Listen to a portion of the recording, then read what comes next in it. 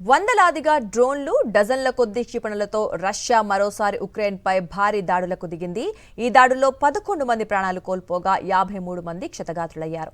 Ukraine రాజధాని కీవ్లోని 11వ శతాబ్దం నాటి చారిత్రక పెచెరా లావ్రా కెథడ్రల్ మోనాస్టరీ ఆఫ్ కేవ్స్ లో మంటలు చెలరేగి భారీగా నష్టం వాటిల్లింది.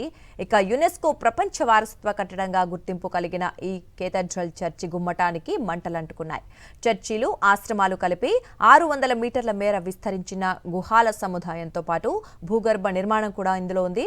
ఇక ఈ కేథడ్రల్ ఎదురుగా ఉన్న మిస్టెట్స్కీ ఆర్సెనల్ ఆర్ట్ గ్యాలరీ మ్యూజియంలో కూడా మంటలంటుకున్నాయి. చారిత్రక ప్రాముఖ్యమున్న కేథడ్రల్ పై రష్యా దాడిని ఉక్రెయిన్ అధ్యక్షుడు జెలెన్స్కీతో పాటు ఫ్రాన్స్ అధ్యక్షుడు ఇమాన్యుయల్ మాక్రాన్ తీవ్రంగా ఖండించారు. కీవ్, నీప్రో, ఖరీం, కీవ్ ప్రాంతాలపై మొత్తం 611 డ్రోన్లు, 70 వరకు మిసైళ్లను రష్యా ప్రయోగించిందని ఉక్రెయిన్ వైమానిక దళం తెలిపింది. ఇక వీటిలో 582 డ్రోన్లను, 50 మిసైళ్లను కూల్చేశామంది. మరో 20 మిసైళ్లు, 27 డ్రోన్లు సుమారు 42 ప్రాంతాల్లో విధ్వంసం సృష్టించాయని వివరించింది. చారిత్రక ప్రాముఖ్యమున్న కేథడ్రల్ పై రష్యా దాడిని ఉక్రెయిన్ అధ్యక్షుడు జెలెన్స్కీతో పాటు ఫ్రాన్స్ అధ్యక్షుడు ఇమాన్యుయల్ మాక్రాన్ తీవ్రంగా ఖండించారు.